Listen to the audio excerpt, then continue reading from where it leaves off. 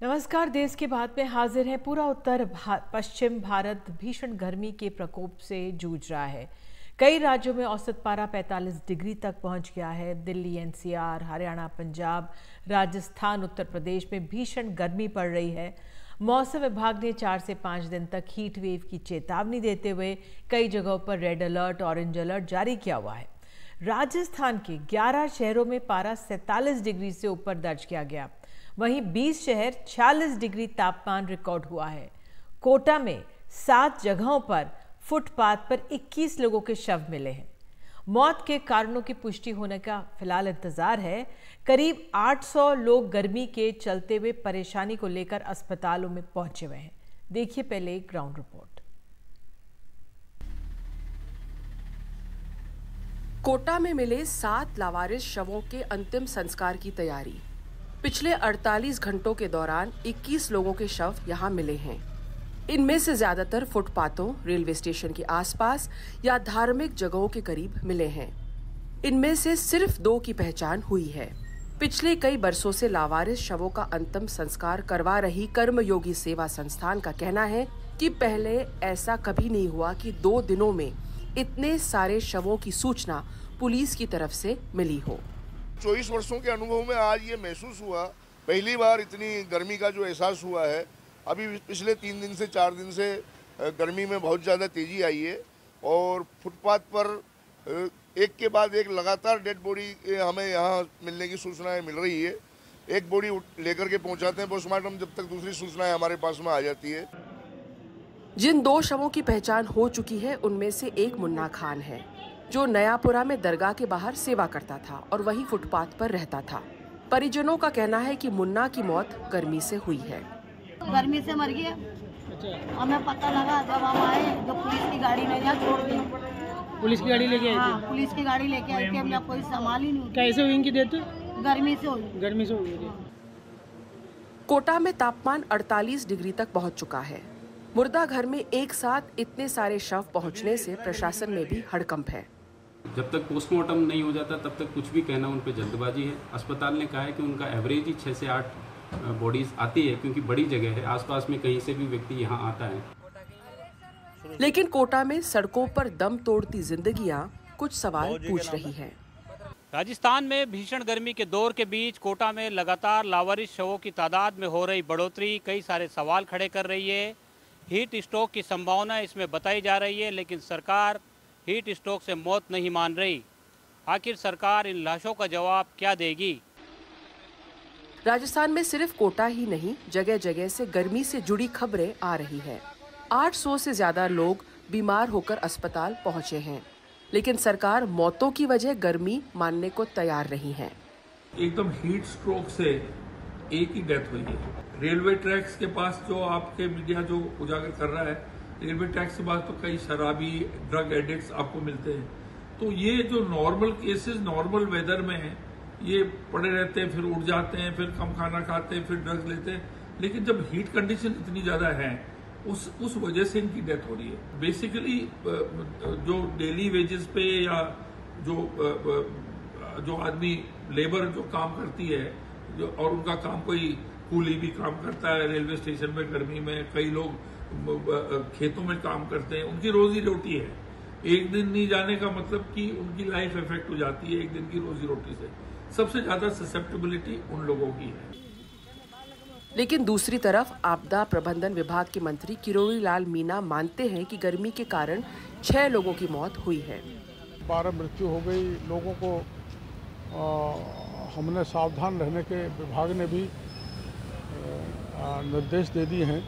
लापरवाही आखिर में सावधानी से ये मामला टलेगा। कोटा के पास बूंदी में 5 लोगों की जान जाने से सनसनी फैल गई है। सभी मामलों में पोस्टमार्टम करवाकर सैंपल लैब में भेज दिए गए हैं। बूंदी जिले में लगातार पारा 47 से 48 डिग्री चल रहा है। राजस्थान में गर्मी ने पिछले 8 बरसों का रिकॉर्ड तोड़ा है। जो हालत फिलहाल है, उसे निजात पाने के लिए लोग आसमान की ओर ही ताक रहे हैं कि वहां से आग के बजाय पानी बरसे। कोटा से शाकिर अली के साथ जयपुर से हर्षा कुमारी सिंह, एनडीटीवी। और इतनी गर्मी पर बात करने के लिए हमारे साथ हैं मोहपात्रा IMD प्रमुख। मोहपात्रा जी, राजस्थान में इतनी गर्मी है, फुटपाथ पर लोगों के शव मिले हैं, 21 बहुत बड़ी मात्रा है। इतनी गर्मी से कब राहत मिलेगी, आपका क्या असेसमेंट है? जो हमारा करंट स्टेटस है इसके हिसाब से हम यही एक्सपेक्ट कर रहे हैं कि 30 तारीख से हीट वेव कंडीशंस का जो तीव्रता अभी चल रहा है, इंटेंसिटी चल रहा है, इसमें कमी आएगा। और इसका जो स्प्रेड है जितना सारे एरिया में, पूरा नॉर्थ ईस्ट इंडिया का प्लेन्स में जैसे अभी हीट वेव चल रहा है, इसमें भी कमी आएगा। इसका वजह यही है कि एक वेस्टर्न डिस्टर्बेंस 30 तारीख को नॉर्थ ईस्ट इंडिया की तरफ आगे बढ़ रहा है, जिसके प्रभाव में क्लाउडीनेस हो सकता है और कुछ इलाका में लाइट टू मॉडरेट रेन और थंडरस्टॉर्म होने का भी संभावना है। और जब थंडरस्टॉर्म वगैरह होता है तब तो जरूर टेम्परेचर फॉल होने का हम उम्मीद रख सकते हैं। और ये जो कंटिन्यूसली अभी तक जो हीट वेव देखने को मिला, इसका वजह यही हुआ कि कोई बारिश नहीं हुआ, कोई वेस्टर्न डिस्टर्बेंस एक्टिवली इस रीजन को प्रभावित नहीं किया। जी, ज़रूरी बात आप कह रहे हैं कि 30 मई से राहत मिलेगी। और इधर दिल्ली में तो उमस गर्मी से लोग बेहाल हैं, दोनों एक साथ।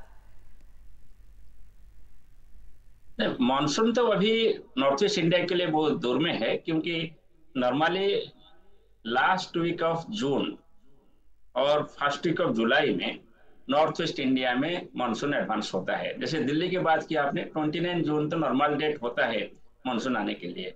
सो मानसून आने से पहले यूजुअली एटमॉस्फेयर हॉट रहता है, पर कभी कभी रेगुलर इंटरवल पे थंडरस्टॉर्म डेवलप हो जाते हैं, क्योंकि जब हम अप्रैल महीने से मई महीना और जून महीने की तरफ बढ़ते हैं तब नॉर्थ ईस्ट इंडिया का एटमॉस्फेयर में भी रिलेटिव ह्यूमिडिटी बढ़ने लगता है।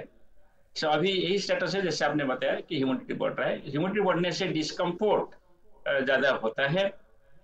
और हमारा जो पूर्वानुमान है, जून महीना में यूजुअली 3 दिन के लिए हीट वेव कंडीशन डेवलप होता है नॉर्थ ईस्ट इंडिया में, और इस बार 4 से 6 दिन हीट वेव कंडीशन डेवलप हो सकता है जून महीना में। रेड अलर्ट और लू का तो आप लोग अलर्ट दे ही रहे हैं। कितने सालों बाद इतनी गर्मी पड़ रही है, क्या कुछ ऐसी स्थिति है कि रिकॉर्ड्स टूटे हों? आप देखेंगे तो इस बार अप टू 15 मई नॉर्थ ईस्ट इंडिया में कोई हीट वेव कंडीशन डेवलप नहीं हुआ था। क्वाइट कंफर्टेबल टेम्परेचर था, और 15 मई के बाद टेम्परेचर राइज हुआ और हीट वेव कंडीशंस डेवलप हुआ। सो अप्रैल और मई 15 तक जितना हीट वेव होना था अभी तो हुआ नहीं। अभी 15 मई के बाद हीट वेव कंडीशन देखने को मिल रहा है और लंगर हुआ है। कभी कभी ऐसे एग्जाम्पल है जबकि heat wave condition 10 to 15 days तक रिकॉर्ड हुआ है। सो इसलिए ये कोई ऐसे record breaking heat wave spell है नहीं, और हम एक्सपेक्ट करेंगे 30 तारीख तक इसमें कुछ इम्प्रूवमेंट होगा। टेम्परेचर की बात करें, जो हाईएस्ट टेम्परेचर रिकॉर्ड किया गया है इस साल, ये कोई प्रीवियस रिकॉर्ड को ब्रेक नहीं किया है अभी तक। चलिए मोहपात्रा जी, जुड़ने के लिए धन्यवाद। तो 30 मई का इंतजार रहेगा जब कुछ राहत कुछ दिनों के लिए मिलेगी। बहरहाल मध्य प्रदेश में के 46 जिलों में ज़बरदस्त गर्मी पड़ रही है और लू का अलर्ट जारी है। राजधानी भोपाल भी भीषण गर्मी के साथ लू की चपेट में है। भोपाल में 40 साल में दूसरी बार ऐसी भीषण गर्मी पड़ रही है। लोगों को राहत देने के लिए शहर में कई जगहों पर टेंट तने हुए हैं, तो कई ट्रैफिक सिग्नल्स पर वक्त घटा दिया गया है, जिससे धूप में लोगों को ज़्यादा देर सिग्नल पर रुकना ना पड़े। और ज़्यादा जानकारी दे रहे हैं इस पर हमारी सहयोगी अमृतांशी जोशी। मध्य प्रदेश की राजधानी भोपाल में लगातार गर्मी का सितम जारी है। राजधानी भोपाल में करीबन 45 डिग्री तक टेम्परेचर पहुंच चुका है। ऐसे में एक नई पहल यहां पर जो है ट्रैफिक पुलिस ने की है, जो सिग्नल का टाइमिंग है उसको आधा कर दिया गया, यानी कि जो प्रमुख चौराहे हैं राजधानी भोपाल के, उन सभी का जो सिग्नल का टाइमिंग था उसको घटा दिया गया है और आज से ये व्यवस्था लागू हो गई है। अगर मान लीजिए कि सिग्नल का जो समय है वो 120 सेकंड का है, तो वो 60 सेकंड कर दिया गया है। लोगों को कितनी आसानी होती है उनसे जानने की कोशिश करेंगे। सर, बेहद गर्मी पड़ रही है भोपाल में, सिग्नल के टाइमिंग को रिड्यूस कर दिया गया है। आप लोगों की सुविधा को देखते हुए कितना महत्वपूर्ण है ये? बहुत महत्वपूर्ण है, और आने वाले समय में इस चीज़ को बहुत ध्यान रखना चाहिए प्रशासन को भी, क्योंकि कंटिन्यू सिर्फ इंसानों पर ही नहीं, जानवरों, पेड़ पक्षियों पर भी ये काफ़ी असर पड़ रहा है। तो उम्मीद करते हैं कि आने वाले समय में प्रशासन और भी कुछ सहूलियत हम लोगों को देगा। नहीं, बहुत अच्छी बात है कि लोगों को राहत मिलती है। अगर छाँव है, शेल्टर है, तो जाहिर सी बात है कि आदमी चाहेगा कि कहीं ना कहीं शेल्टर पे खड़ा हो। ये ट्रैफिक रूल्स और कम करके जो उन्होंने किया है, वाकई सराहनीय काम है कि आदमी छाँव में जल्दी जितनी जल्दी पहुंच सके वो ज़्यादा बेटर है। गर्मी तो वैसे बहुत है, इम्पोर्टेंट ये है कि टाइम कम हुआ है तो थोड़ा सा गर्मी से भी रिलीफ मिलेगा।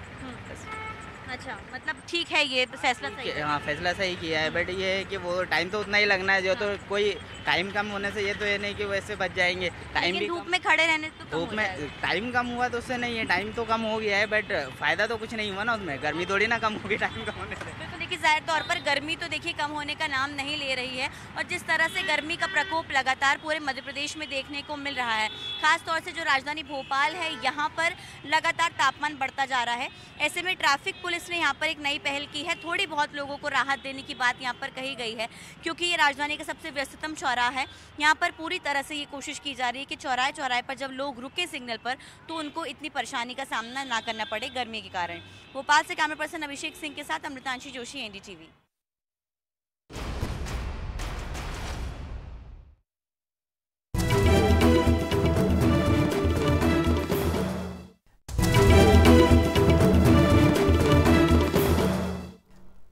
देश के 6 बड़े शहरों में उमस पिछले 10 बरसों में काफ़ी बढ़ गई है। Centre for science and environment ने दिल्ली, मुंबई, कोलकाता, चेन्नई, हैदराबाद और बेंगलुरु में गर्मी के संकट पर अपनी ताज़ा रिपोर्ट में आगाह किया है कि उमस बढ़ने की वजह से ही आम लोगों को भयंकर हीट वेव के संकट से जूझना पड़ रहा है। पिछले 10 बरसों में हैदराबाद में उमस का स्तर 10% तक बढ़ गया है, जबकि दिल्ली में इसमें 8%, मुंबई में 7% और कोलकाता, चेन्नई में 5% का इजाफा हुआ है। CSE ने आगाह किया है कि इस संकट से निपटने के लिए देश में हीट मैनेजमेंट एक्शन प्लान फौरन लागू करने की ज़रूरत है।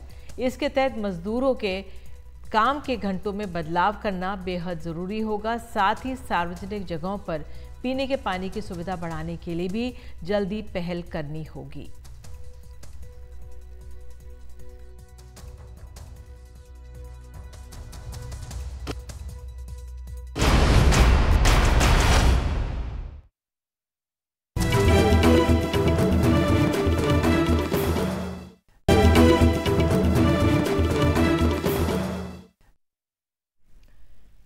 इजरायल की सेना ने रफा में अपने अभियान का दायरा और बढ़ा दिया है। आज इजरायल के टैंक मध्य रफा के सिटी सेंटर तक पहुंच गए। पहले इजरायल ने सिर्फ पूर्वी रफा में लिमिटेड मिलिट्री ऑपरेशन की बात की थी। ज़्यादा जानकारी दे रही हैं हमारे सहयोगी उमाशंकर सिंह।